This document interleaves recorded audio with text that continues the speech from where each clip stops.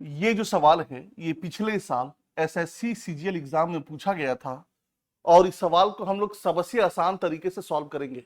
बस आपको ध्यान से देखना है। सवाल ये है, रीना एक निश्चित मूल्य पर पेन बेचकर इतने % का लाभ अर्जित करती है। यदि वह प्रत्येक पेन पर इतना रुपया अधिक ले तो उसे इतने % का लाभ होगा। एक पेन का प्रारंभिक विक्रय मूल्य था। आपको सबसे पहले ध्यान देना है, जो क्रय मूल्य होता है, जो कॉस्ट प्राइस होता है, वो 100% के बराबर होता है। 100% के बराबर क्या होता है? कॉस्ट प्राइस, क्रय मूल्य होता है। ठीक है, तो 100% पर वो किसी पेन को खरीदी है। 100% पर, इसको ऐसे से लिखिए, ये कॉस्ट प्राइस, ये सेलिंग प्राइस। 100% पर वो किसी पेन को खरीदी है और 20% लाभ पर बेचती है। तो कितने % पे बेचती है वो? 100 + 20, 120% पर बेचती है। 120% पर वो बेचती है शुरुआत में। फिर बाद में क्या करती है वो कि प्रत्येक पेन पर 5 रुपया अधिक वो जो मूल्य है वो लेती है, तो उसे 40% का लाभ होता है। 5 रुपया पेन का दाम बढ़ा देने से जो लाभ है वो 40% हो जाता है। तो लाभ है तो 100 इसमें ऐड कर देंगे। तो पहले वो 120% पर बेच रही थी, अब वो कितने पे बेच रही है? 140% पे। अब वो 140% पर बेच रही है। तो दोनों के बीच में कितने का अंतर है? दोनों के बीच में 20% का अंतर है। 140 में से 120 जब माइनस करेंगे तो अंतर कितने का है? 20% का अंतर है। अंतर 20% का है। अंतर में कितना है? ये 20% है। और रुपए में अंतर कितना है? 5 रुपया है। दोनों के विक्रय मूल्य में अंतर कितने का है? 5 रुपया है। और परसेंटेज में कितने का अंतर है? 20% का है। तो 20% जो है 5 रुपए के बराबर है। 20% 5 रुपए के बराबर है। तो पेन का प्रारंभिक विक्रय मूल्य क्या होगा? प्रारंभिक विक्रय मूल्य कितना था? 120%। तो 120% किसके बराबर होगा? 20% अगर 5 रुपए के बराबर है तो 120% किसके बराबर होगा? 20 छक्के कितना होता है? 120। 6 पचे कितना होगा? 30। तो प्रारंभिक विक्रय मूल्य कितना है? 30 रुपया है। ये हमारा आंसर आ गया। सो आगे बढ़ते हैं। एक दुकानदार ने मूंगफली को 64 रुपये प्रति किलो में खरीदा और 80 रुपया पर किलो पर बेचा।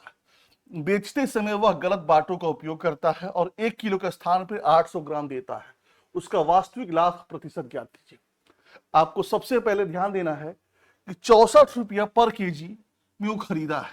अपने लिए वो 64 रुपया किलो में खरीदा है और ग्राहक को 800 ग्राम देता है 1 किलो की जगह पे।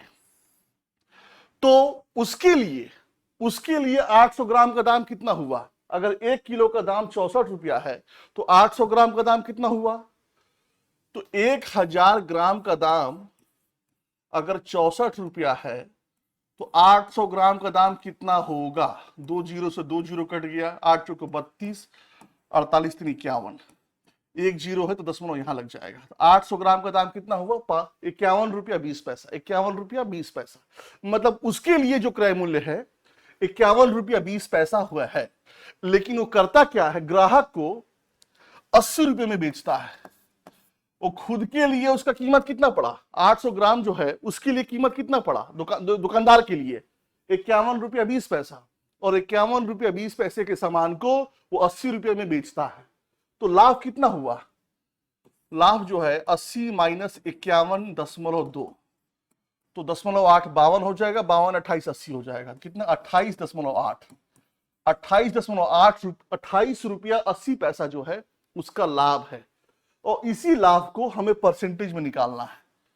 तो लाभ 28.8 हो जाएगा और लाभ हमेशा क्रय मूल्य पे होता है। तो क्रय मूल्य कितना है? 51 रुपया 20 पैसा। परसेंटेज में लाने के लिए 100 से मल्टीप्लाई करेंगे। 8 से काटिए इसको, 8 3 24, 4 8 6 48, 8 से काटेंगे 64 हो जाएगा। फिर 4 से काटेंगे, 4 9 36 और 16 हो जाएगा। 4 चौको 16, 25 हो जाएगा। 25 9 225/4, 225/4 का कितना हो जाएगा, 4×5 = 20, 2×4=24 और 1/4 कितना हो जाएगा, 0.25। 56 चौको होता है 224 और प्लस 1/4 मतलब 0.25। इसका लाभ प्रतिशत कितना है, 56.25 है। ये हमारा आंसर आ गया। सो आगे बढ़ते हैं। ए का मूल्य बी से 3 गुना है। ए को 10% की हानि पर बेचा जाता है और बी को इसके मूल्य के इतने भाग पर बेचा जाता है। यदि ए का विक्रय मूल्य बी के विक्रय मूल्य से इतना रुपया अधिक है तो ए का क्रय मूल्य कितना है।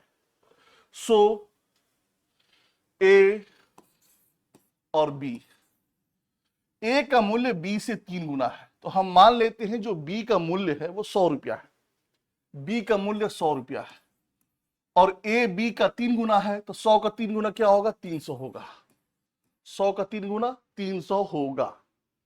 अब ए जो है 10% हानि पे बेचता है तो 300 का 10% कितना हुआ, 300 का 10% 30 रुपया हुआ और 30 रुपया हानि पे बेच रहा है तो 300 में से 30 रुपया माइनस कर देंगे तो मतलब 270 रुपये में वो बेच रहा है।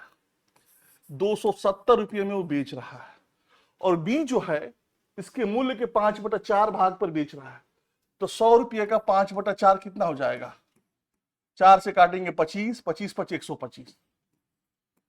ये ए का विक्रय मूल्य, ये बी का विक्रय मूल्य, इन दोनों के बीच में अंतर कितने का है, 10 में से 5 गया 5, 6 में से 2 गया 4 और 2 में से 1 गया 1।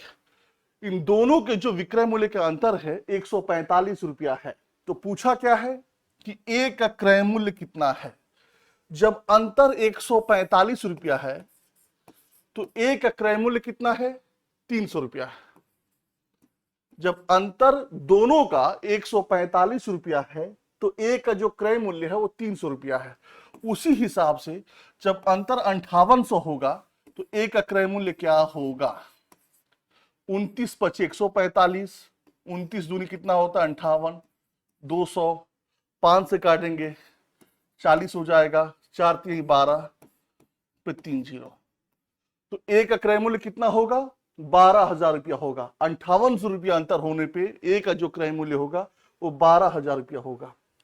ये हमारा आंसर आ गया। यदि इस छोटे से वीडियो से आपको लाभ मिलता है तो प्लीज इस वीडियो को लाइक करिएगा, चैनल को सब्सक्राइब करिएगा। धन्यवाद आपका।